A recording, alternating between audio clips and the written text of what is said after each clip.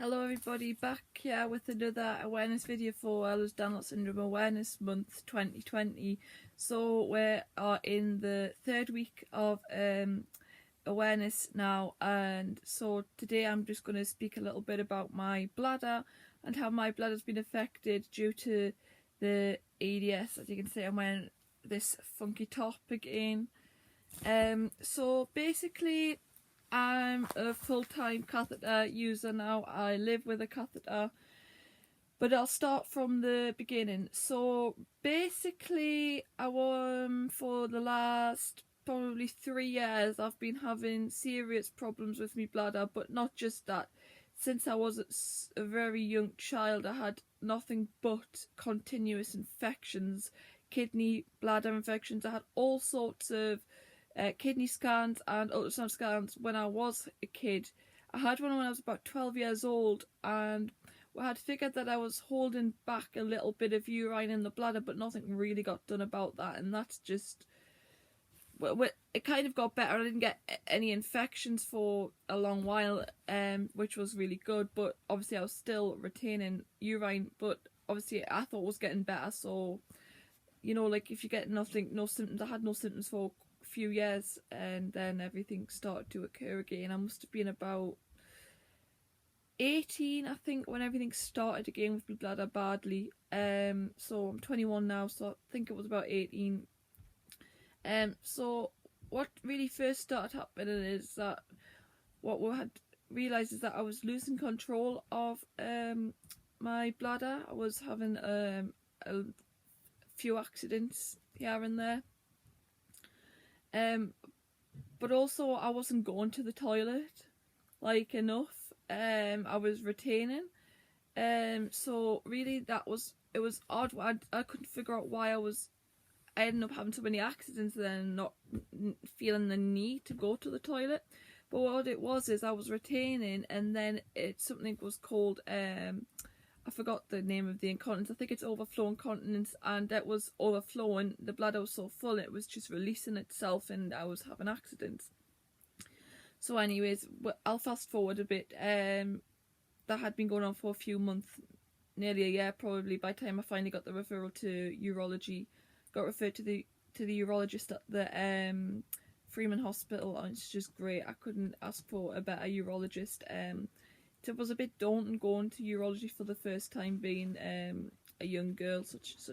It was a bit scary, you know, especially being in the waiting room where it's predominantly older males, and it's it's really male dominated, a urology clinic, as you can imagine.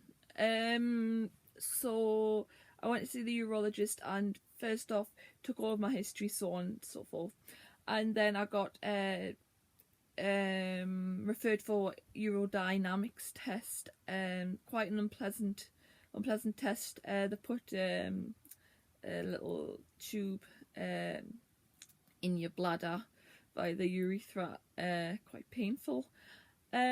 Stings a bit, and then they fill your bladder as much as you can hold with this like cold water saline solution. And so I had all of that done. You get asked to try and like urinate. That didn't really happen. So all of that happened, and then I got a letter back in the post basically saying this is what's happening. Your nerves and the muscles aren't contracting.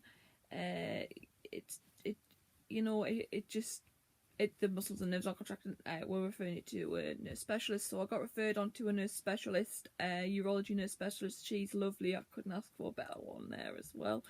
To learn how to do something called intermittent self-catheterization. So an intermittent self-catheterization is just where you intermittently self-catheterize throughout the day. There's like, you get a little catheter and you put it into your urethra yourself, and you empty your bladder that way. I started off with that, and that was going good for a few months. 3 months or something.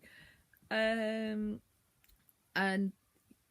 yeah, that was going great. Learn how to do that. I was doing that. I think it was about 4 times a day. And if I needed to do it more, do it more. at this point I could urinate a little bit at the toilet, but that was depleting. And then I ended up, unfortunately, with a really nasty, serious infection and ended up in the Freeman Hospital for just over a week. I really wasn't very well at all. I had got an infection, and on top of that, I couldn't self-catheterize. It was so painful, but never mind that. Even when I tried to self-catheterize, no urine was coming out. I was in full retention with a serious infection. Got taken over straight into the Freeman Hospital. Ended up in there on strong antibiotics and with a indwelling urethral catheter. So I ended up with an indwelling urethral catheter. First experience is one of them. That wasn't pleasant. It hurt like hell for the first few days. It was scary. I didn't know what was going on, but I had that, and I had that catheter for a month. I got out of hospital and I had it at home for 3 weeks. Went back to the urology clinic, get the indwelling catheter taken out. So got that taken out. Went back to intermittent self-catheterization, maybe for a month, and I went back. I was going back into retention. This intermittent self-catheterization just wasn't working anymore, and the pain was getting bad. Just imagine how many times you have to pull a catheter in and out of your urethra. However many times a day you've got to do that, it can get painful after a while. So we come to a decision, went back to see the urology nurse and the consultant had made a decision. It was time that I just went on to a indwelling catheter, and I had that indwelling catheter for a few months. I got it May time last year. I got the indwelling catheter, and then I got this. Then I got my suprapubic catheter just done in January this year. So I went from May until January where I had an indwelling catheter. I got used to that, and it wasn't actually that bad. The only downside to that catheter is when it gets blocked and it needs changing, or when it's due a regular change, they're quite painful. It was, and I was getting a lot of sediment and a lot of blockages. So that was bad and that was painful, but really other than that it was okay. So now I've got something called a suprapubic catheter. It's an SPC. So I got the SPC done in January of this year, and that's been great. I've had one successful change with that. That was done in on the ward at the Freeman Hospital. Lovely nurses on that ward.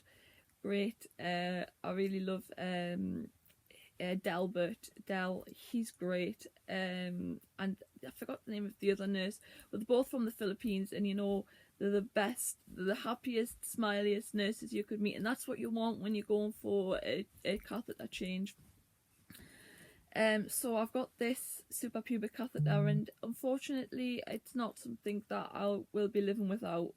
It's something that I've got to live with for the rest of my life, and I've come to realise this is probably the best thing for me. I was scared, I was upset when I first realised this was it and that was what it was going to be, but you know, it's actually changed my life. It's changed my life. I'm not worrying about if I'm going to have an accident or if I'm going to go into retention. I know I could still, things can still happen and you can bypass and stuff like that, but that happens if you have really strong spasm or something like that. But honestly, there's more good things than bad things about this suprapubic. He's a good lad. I've called him Simon. I will include some pictures at the end of this video to show exactly what it looks like, because it would be a bit inappropriate just to show you the top of my pubic area now on the on this video. So yeah, that's really it. So my bladder is in complete failure. It was, but now it's working with the catheter. I couldn't fortunately go back to urinating like, you know, normal.